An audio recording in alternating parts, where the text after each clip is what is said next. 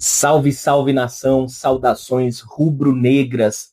Eu venho aqui no Expresso Rubro-Negro para falar de Flamengo com vocês. Pessoal, antes de tudo, eu queria agradecer a vocês que estão chegando nesses últimos dias, os inscritos que têm aparecido aqui no canal. É muito importante para mim ver o reconhecimento de vocês, que a página traz algo de legal que vocês tenham observado, que vocês tenham gostado. E é por isso que eu sempre digo que deixem sugestões de melhoria, críticas, tudo isso vai servir para que eu aprimore o que eu já venho fazendo, tá? Igual eu falei para vocês desde os primeiros vídeos, nunca mexi com edição na minha vida, nunca mexi com YouTube, nunca mexi com comunicação ao público dessa forma, tá? Eu trabalho com comunicação ao público, mas é no meu emprego mesmo, mas nunca isso aconteceu aqui e tá sendo muito legal a experiência. Eu acordo todos os dias e chego no fim da tarde com muita vontade de trazer um vídeo aqui para vocês e eu acho que isso é o que mais conta, tá? E aí, vamos falar do jogo de ontem, galera. Eu fiz esse vídeo aqui no freestyle mesmo, tá? Pra gente bater um papo mesmo. Não tenho nada de roteiro aqui. Hoje meu tablet que eu deixo separado com roteiro nem tá aqui, porque eu queria falar muito do jogo de ontem. Porque, cara, foi um jogo muito tenso, muito tenso, muito tenso. Para vocês terem uma ideia, eu fui dormir já era mais de 2 horas da manhã, com sangue quente, nervoso.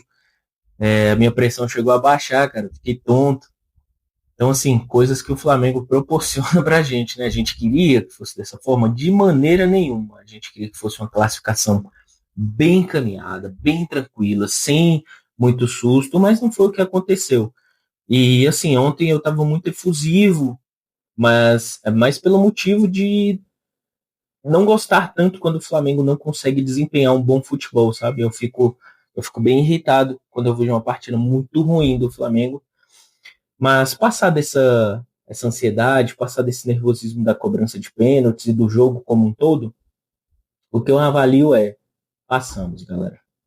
Classificamos, graças a Deus. Estamos na semifinal.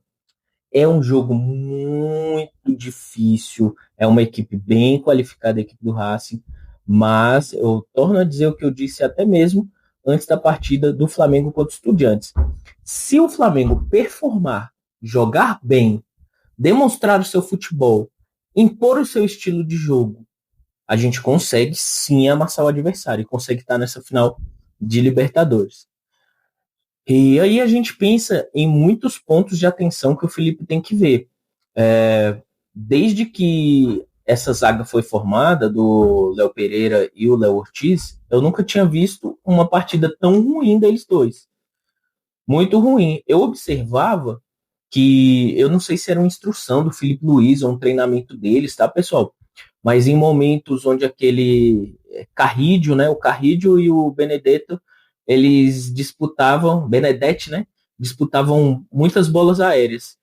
E tanto o Léo Ortiz quanto o Léo Pereira, eles esperavam essa bola estar chegando para correrem até o adversário e tentarem interceptar essa bola. Só que os caras são altos. Quando o Léo Ortiz e o Léo Pereira iam fazer esse movimento, o cara já estava dando a casquinha para trás.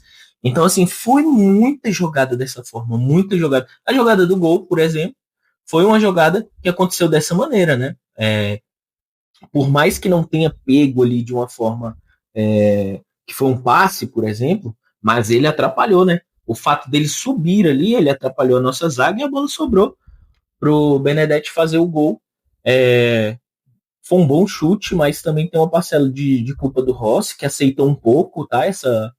Esse chute. Mas assim, é um chute forte, alto. A gente até meio que entende de ter sido gol, apesar de eu achar que foi um pouco de falha dele também.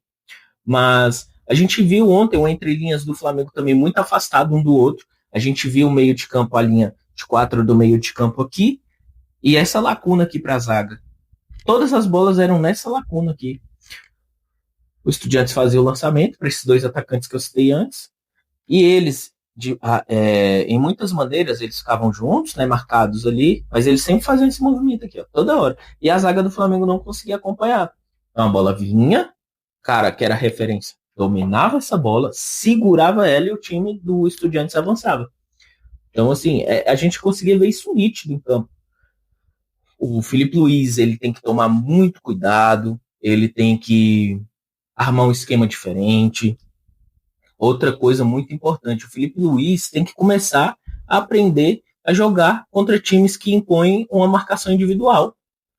Porque até então tem sido o antídoto para parar o Felipe Luiz, para parar o Flamengo do Felipe Luiz. Todas as vezes que um time fez marcação individual, trouxe dificuldades para o Flamengo. Vou citar aí para vocês: Atlético Mineiro trouxe dificuldade no jogo de ida, trouxe dificuldade no jogo de volta. Por mais que o Flamengo tenha feito ali um primeiro tempo primoroso contra eles, acabou que a marcação individual ela prevaleceu. Também tivemos a partida contra o Vasco, marcação individual, o Flamengo não conseguiu vencer a partida. Não conseguiu impor seu estilo de jogo e passou por perigo várias vezes. E agora contra o Estudiantes, marcação individual e o Felipe novamente sofreu.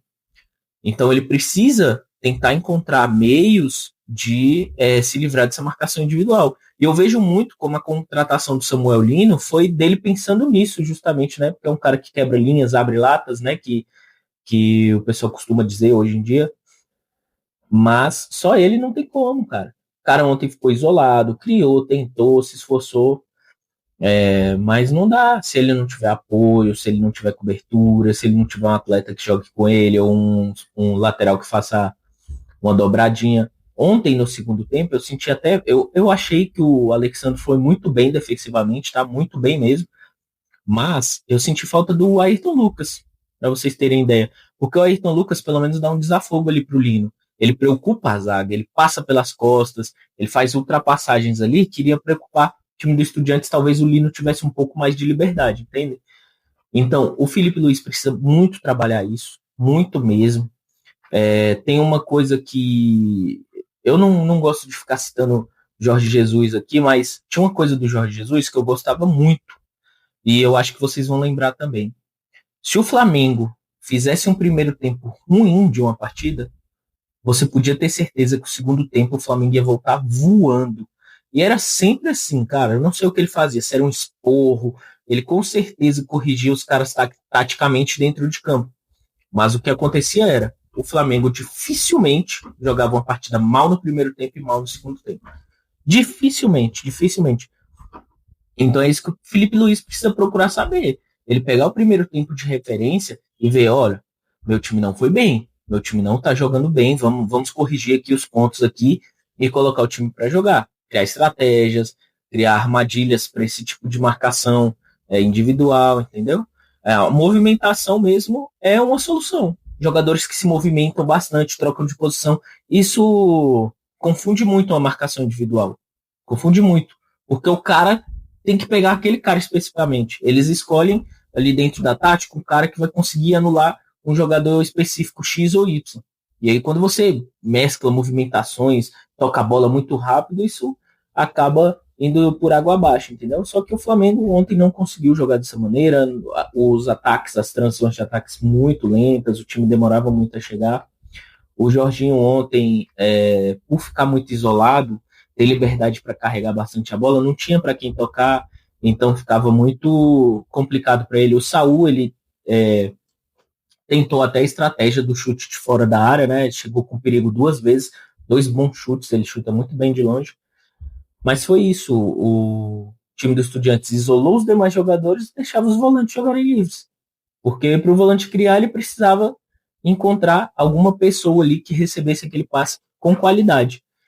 Então, a gente passou, graças a Deus, vamos para uma semifinal de Libertadores, podendo chegar à final de Libertadores, podendo ser o primeiro brasileiro tetracampeão da Libertadores da América. Então, é algo muito grande. Eu espero que o Flamengo leve muito a sério, corrija os erros, melhore o time e assim a gente consegue ser campeão, tá bom? Ontem eu fiquei muito triste com a partida do Arrascaeta, achei uma partida muito ruim. Quando começou o jogo, eu já vi ele errando muitos passes, não conseguia num contra um, a disposição física, perdeu todas que foram disputas físicas. O time do Estudiante muito corpulento, era um time muito brigador e raçudo. Então toda hora ele chegava no corpo dos jogadores do Flamengo e isso fez com que o jogo fosse mais difícil. Mas é isso, pessoal. Falando um pouco sobre um rumor que a gente acompanhou aí.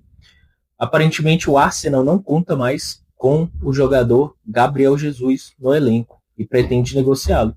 O Flamengo, que chegou a sondá-lo na janela de transferências, que se fechou agora no meio do ano, pode ter uma possibilidade de encontrar um outro atacante para disputar a vaga ali com Pedro e Bruno Henrique. Até então, são somente rumores, não temos nenhuma informação de forma concreta, mas é legal trazer isso para vocês saberem. Talvez seja um jogador que esteja na mira do Flamengo, tá bom? Pessoal, o papo de hoje foi esse. Muito obrigado, novos inscritos. Muito obrigado aos inscritos que eu já tenho. E eu peço a ajuda de vocês. Indique para um amigo, curta, compartilhe. E é nóis. Tamo junto. Tchau, tchau.